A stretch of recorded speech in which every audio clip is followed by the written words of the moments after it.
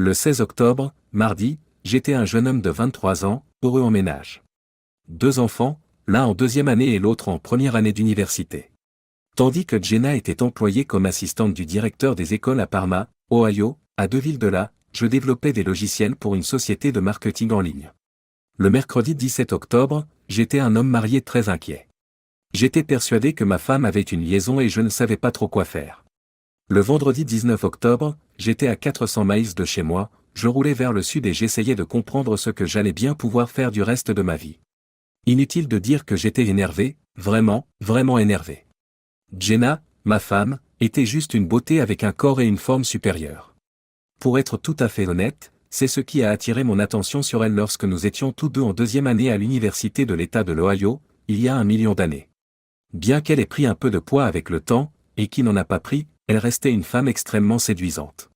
Mais comme je l'ai appris il y a longtemps, avoir de gros seins n'est pas toujours agréable pour la femme elle-même, même si cela peut plaire à son conjoint. Pour minimiser la tension sur son dos, Jenna a dû magasiner soigneusement pour trouver le soutien-gorge idéal. À la fin de la journée, elle avait hâte de l'enlever. Poussant un soupir de soulagement, c'est devenu un rituel presque quotidien pour elle de me demander de lui passer de la lotion sur le dos lorsqu'elle rentrait à la maison, pour essayer d'apaiser les lignes rouges qui étaient apparues à la place du soutien-gorge. C'était dans les premières années de notre mariage, avant les enfants, lorsque nous avions beaucoup d'intimité. Si cela donnait parfois lieu à de délicieuses disputes au lit, le plus souvent, ce n'était pas le cas. Cependant, je me souvenais toujours de ces lignes sur le dos de Jenna et je compatissais à sa détresse. J'ai donc eu une surprise inattendue lorsque je suis sorti du travail tôt le mardi 16 octobre et que je l'ai vue presque complètement rétablie. J'étais dans la chambre et je me préparais à sortir pour ratisser le jardin avant qu'il ne fasse trop sombre. J'ai fait la surprise à Jenna de rentrer plus tôt, et nous avons eu une grande conversation sur des choses sans importance pendant que nous nous préparions. Elle s'est déshabillée sans cérémonie particulière, enlevant son haut et son soutien-gorge comme d'habitude, sans aucune démarcation. Elle n'a pas pu porter le soutien-gorge plus d'1 heure ou 2, et certainement pas toute la journée. Je lui ai répondu en plaisantant, « Chérie, tu t'es arrêtée au 1K pour nager aujourd'hui. » Jenna était une grande nageuse qui se rendait à la piscine au moins 1 fois par semaine, voire tous les jours de la semaine. Elle s'est retournée pour me jeter un regard étrange. « Non, chérie, qu'est-ce qui te fait dire ça? Mes cheveux te semblent-ils mouillés? » J'ai guéri rapidement et je me suis débrouillé.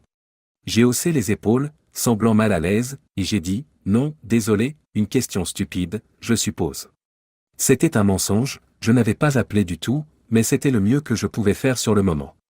C'est juste que je t'ai appelé en milieu d'après-midi et qu'Emily m'a dit que tu n'étais pas là. Elle a rougi un peu.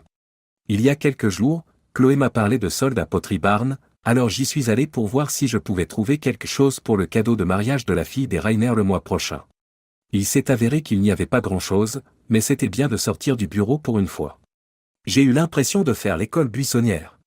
Jenna s'était vite ressaisie, je suppose que mes capacités d'improvisation étaient à la hauteur des siennes, mais quelque chose n'allait pas. Je m'inquiétais de plus en plus en transpirant pour rassembler les feuilles en tapis en sac avant qu'il ne fasse trop sombre pour voir. Si Jenna m'avait dit qu'elle était allée acheter des vêtements, cela aurait pu constituer une explication logique, mais, à moins qu'elle n'ait essayé des sous-vêtements, pourquoi aurait-elle enlevé son soutien-gorge? Pourtant, personne ne se déshabille à Pottery Barn. Quelle était la situation, avec qui était-elle, et pourquoi son soutien-gorge ne lui allait-il pas? J'ai eu beau chercher dans le Rolodex des signes avant-coureurs de la tromperie, je n'ai pas trouvé grand-chose. Nos récents rapports sexuels n'avaient pas été plus intenses, elle n'était pas apparue plus distante, ne s'était pas habillée de manière plus sensuelle, n'était pas sortie plus tard ou n'avait pas passé d'appel téléphonique secret, à ma connaissance. Je suis retourné à l'intérieur et nous avons pris notre repas habituel tout en parlant des enfants et de nos projets pour Thanksgiving. Ensuite, nous avons passé un peu de temps à regarder The Idiot Box avant d'aller nous coucher. Le matin, après un petit déjeuner plutôt normal, j'ai pris mon gobelet de voyage, j'ai embrassé Jenna et je me suis rendu dans le garage. J'y ai caché un petit enregistreur derrière le siège avant de sa Prius avant de sauter dans ma voiture et de me rendre sur mon lieu de travail. Bien qu'un peu désuet, il avait une capacité d'enregistrement de 10 heures, ce qui me permettait d'écouter toutes les conversations qu'elle avait sur son téléphone pendant ses trajets entre le domicile et le travail. Et tout ce qu'elle avait pendant qu'elle était en congé l'après-midi pour passer du temps avec son petit ami, ai-je pensé avec amertume. Même s'il n'y avait pas beaucoup de preuves, je m'attendais déjà au pire.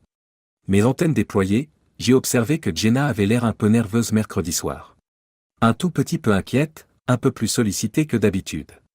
Elle me prenait dans ses bras et m'embrassait plus chaleureusement que je ne l'aurais cru lorsque je suis entré dans la cuisine, et pendant qu'elle finissait de préparer le dîner et que je mettais la table, elle semblait me regarder fixement. C'était très délicat, rien que vous n'auriez remarqué si cela ne venait pas de la femme avec laquelle vous viviez depuis 8500 jours, peut-être. Jenna se préoccupait manifestement de moi parce que quelque chose l'angoissait. Et elle y faisait face en essayant d'être un peu plus gentille et prévenante. Et plus aimante, même si la façon dont elle essayait de ne pas aller trop loin était presque drôle. Une étreinte occasionnelle, peut-être, ou une petite pression sur mon épaule pendant qu'elle apportait le dessert à la table, mais rien d'exagéré qui puisse me rendre méfiant.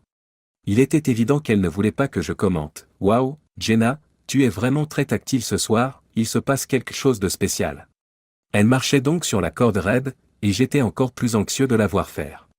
Nous avons passé une autre soirée à faire des choses apparemment normales, comme nettoyer la cuisine, lire dans le salon et passer 30 minutes sur nos téléphones. Une fois que nous nous sommes couchés, que j'ai attendu d'être sûr que Jenna dormait, que je me suis levé discrètement, que j'ai sorti mon enregistreur de sa voiture et que je l'ai écouté dans mon bureau, c'est là que mon mariage s'est effondré. Sur le chemin du travail, elle l'avait appelé. Je ne savais pas s'il s'agissait de son téléphone portable ou d'un autre téléphone qu'elle transportait dans sa voiture. Tout ce que je pouvais entendre, c'était sa partie de la conversation, mais c'était déjà beaucoup. « Et bébé, c'est moi. » Oui, avec un petit rire, moi aussi.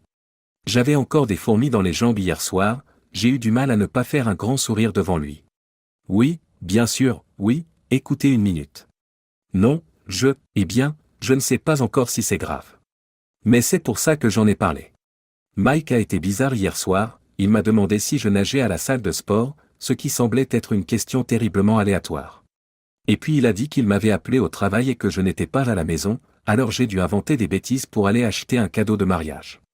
Non, je ne pense pas qu'il l'ait acheté. Cependant, les choses sont un peu étranges en ce moment. Tendu. C'est comme si, tu sais, on s'observait tous les deux. Écoute, chérie, non. Ce n'est pas moi qui le dis. Tu crois vraiment que je vais lâcher la grosse bûche que tu continues à enfoncer en moi ? Je resserrai mes mains en écoutant, tard dans la nuit, dans ma demeure silencieuse, et laisser échapper un autre petit rire. Non, je crois. Teddy, tu vas faire attention ? Tout ce que tu as à faire, c'est d'être intelligent, mon chéri. Je vais être une gentille fille pendant quelques semaines, je vais juste m'assurer que tout est comme il faut à la maison. Encore un petit rire, il va falloir que tu calmes le jeu toi-même pendant un moment, chéri. Et je vais peut-être laisser mes doigts faire la marche, jusqu'à ce que je sache que tout va bien avec Mike. Oui, bien sûr. Moi aussi. Mais je pense que 2 semaines devraient suffire. Il m'aime et nous nous entendons toujours aussi bien. Alors écoute, c'est le début du silence radio, d'accord ? Ne m'appelle pas, je t'appelle, comme on dit. Elle a laissé échapper un rire gras, un son de pure extase, et a dit, et je ressens la même chose. Et quand on se reverra, explosion nucléaire. Je te laisserai avec l'impression qu'un camion semi-remorque t'a roulé dessus, mais dans le bon sens du terme. Je pourrais alors faire l'amour avec elle. Je suis resté assis, envisageant de retourner dans la chambre et de l'étrangler. Si je la réveillais avant, lui ferais-je savoir ce que je faisais et pourquoi ? Est-ce que je la prendrais par la gorge et l'étranglerais jusqu'à ce qu'elle comprenne pourquoi on étouffe sa vie ? J'ai écouté les dernières minutes de la conversation, au cours desquelles elle a prononcé encore quelques mots doux et assuré à quel point il serait merveilleux de se retrouver, avant de raccrocher. Je me suis rassis et j'ai regardé l'heure. 2h18 am. Je suppose que c'est le meilleur moment pour terminer. J'ai réussi à rester loin d'elle pendant la majeure partie de la journée de jeudi. Après seulement 3 heures de sommeil, je me suis réveillé 1 heure plus tôt, je l'ai informé de la réunion matinale et je suis allé prendre mon petit déjeuner chez Yop. J'ai commandé du bacon, des œufs et des frites, mais je n'ai aucune idée de la raison pour laquelle ils m'ont envoyé une orange et 3 tranches de carton au lieu de la nourriture que j'avais demandée. Je savais déjà ce qui allait se passer ensuite, j'allais simplement me tirer d'affaire, pas d'absurdité juridique, pas de divorce. Je n'étais pas pressé, je pourrais faire le ménage plus tard. Je connais mon patron Alvin depuis longtemps, après 10 minutes de discussion sérieuse, tout était réglé. Je prendrai mes 5 semaines de vacances accumulées, suivies d'un congé sans solde jusqu'à ce que je me sente prêt à revenir. J'avais un certain nombre de collègues de confiance qui pouvaient temporairement prendre en charge mes projets. Après une brève visite au service des ressources humaines, mon salaire serait transféré directement sur le compte de mes parents à West Palm Beach, ils y avaient pris leur retraite 4 ans auparavant, et c'est là que j'allais. J'ai accompli les tâches habituelles liées à l'assurance et aux bénéficiaires, remplaçant Jenna par Eric et Diana. J'ai ensuite consacré le reste de la journée à informer mes collègues des tâches qu'ils auraient à accomplir en mon absence. J'ai rapidement envoyé un SMS à Jenna pour lui dire que je devais travailler tard, puis je suis allé faire du shopping et j'ai acheté 2 bagages tout neufs et surdimensionnés pour moi-même. Il était 20h15 quand je suis arrivé à la maison, et Jenna avait déjà mangé. J'ai réfléchi à la façon dont j'allais m'y prendre, comme agir bizarrement, la faire s'inquiéter et s'interroger encore plus. Au lieu de cela, j'ai décidé d'apaiser ses inquiétudes, en espérant que lorsque tout irait mal, elle aurait l'impression d'avoir reçu un 2x4 à l'arrière du crâne. L'image m'a tout de suite attiré. J'ai été très heureuse de la voir à mon arrivée, je l'ai serrée fort dans mes bras, je me suis excusé d'être en retard et je l'ai remercié 2 fois d'avoir préparé et réchauffé le dîner pour moi. Elle s'est assise à côté de moi pendant que je mangeais, m'a fait un grand sourire et m'a même donné quelques poignées de main entre 2 récits de sa journée de travail. Je me suis demandé si elle n'allait pas me faire une petite farce dans la chambre, mais je pense qu'elle avait peur que cela paraisse étrange, alors nous nous sommes dit au revoir et avons fait nos adieux habituels avant de nous coucher pour la nuit. Étonnamment, j'ai réussi à lui exprimer mon affection sans la régurgiter. Le vendredi, le petit déjeuner était tout aussi normal. Ensuite, je me suis rendu dans un Starbucks à quelques kilomètres de là, je suis parti au travail, j'ai lu le journal jusqu'à ce que je réalise que Jenna serait partie, puis je suis rentré à la maison. Au bout de 3 heures, j'avais rangé toutes les choses auxquelles je tenais vraiment, de l'ordinateur à l'imprimante en passant par les photos des enfants, dans mes nouveaux bagages et sur la banquette arrière de ma voiture. Je n'ai appelé mes parents qu'en milieu d'après-midi, alors que j'avais déjà parcouru plus de la moitié du chemin jusqu'à Charlotte. Comme vous pouvez vous en douter, ils ont été très surpris. Je n'ai pas dit grand-chose. Je n'ai pas dit grand-chose, maman, comment vas-tu? Tu peux appeler papa dans l'autre file d'attente? Alors, la version courte est que Jenna m'a trompé. J'ai déménagé ce matin, et je vais passer un peu de temps avec vous, si ça ne vous dérange pas. Je pensais trouver un appartement dans le quartier pour 1 mois ou 2, le temps de réfléchir à ce que je vais faire ensuite. Maman, tout va bien. Ne pleure pas, s'il te plaît. Je suis furieuse et blessée, mais je vais bien. Ce sera formidable de passer du temps avec vous deux. Peut-être que toi et moi, nous pourrions jouer au golf, papa. Oui, oui, exactement. Mais ne lui dis rien, s'il te plaît, d'accord? Elle t'appellera probablement ce soir à un moment donné, alors s'il te plaît, dis-lui que tu n'as pas eu de mes nouvelles. Maman, oui, je sais que c'est un mensonge. Je pense que c'est raisonnable, étant donné qu'elle me ment et me trompe depuis des mois. Oui, presque jusqu'à Charlotte. Je resterai quelque part ce soir et je te verrai demain après-midi. D'accord, je le ferai. Je t'aime aussi. Bye. C'était un week-end bizarre, comment aurait-il pu en être autrement? Un homme de 46 ans est assis dans la maison de ses parents, soignant ses blessures après avoir découvert que sa femme avait une liaison. Mais mes parents ont été merveilleux. Nous avons joué au golf avec mon père, nous avons eu plus de conversations, ma mère m'a trop nourri, rien de nouveau là-dedans, etc.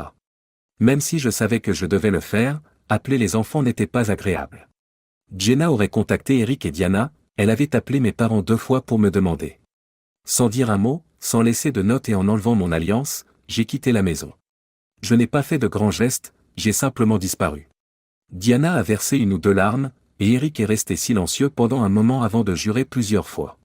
Pourtant, ils étaient tous deux heureux que j'aille bien et que je sois avec leurs grands-parents. De plus, ils étaient tous deux d'accord pour ne pas dire à Jenna où j'étais. J'ai conduit pendant un long moment, en pensant à la façon dont je souhaitais que cela se termine. Le divorce était inévitable, je ne pouvais plus vivre avec cette salope. Mais à court terme, conflit?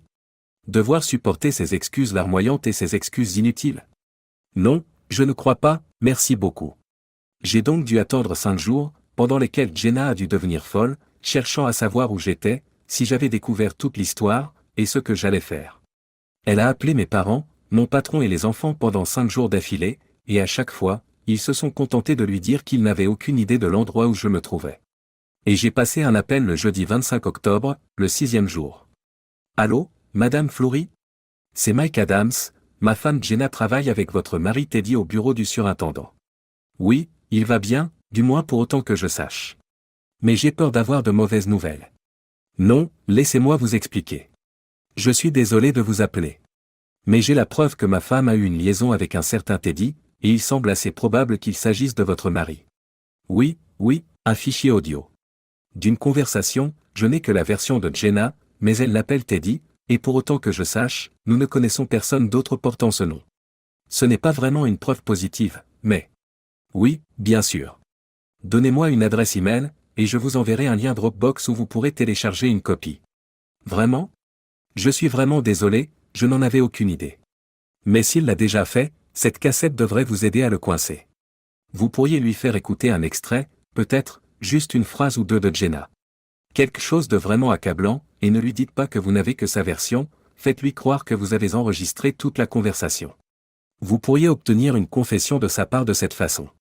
Encore une fois, oui, je suis furieux aussi. Mon mariage avec Jenna est terminé, mais elle ne le sait pas encore. Oui, et je suis vraiment désolé d'avoir à vous le dire au téléphone. D'accord, bien sûr, j'en serais ravi. Prenez soin de vous. Ce serait la dernière fois, ou du moins le début de la fin. Teddy allait être rôti au feu de bois par Madame Fleury, et Jenna allait bientôt apprendre la terrible nouvelle de sa bouche. Est-ce que je me suis déjà demandé pourquoi les choses ont pris une telle tournure? Naturellement, bien sûr. Mais ai-je jamais pensé que j'obtiendrais un jour une réponse qui aurait du sens pour moi? Absolument pas. La femme que j'ai épousée, aimée, avec laquelle j'ai construit une famille et une vie, a couché avec le premier venu parce qu'elle pensait en avoir le droit. Peu importe qu'elle soit réellement une sorte de sociopathe, qu'elle traverse une crise de la quarantaine ou qu'il l'ait séduite. Je l'aimais et elle avait été ma femme dévouée, mais soudain, je ne l'aimais plus. Je résoudrais les autres problèmes un par un.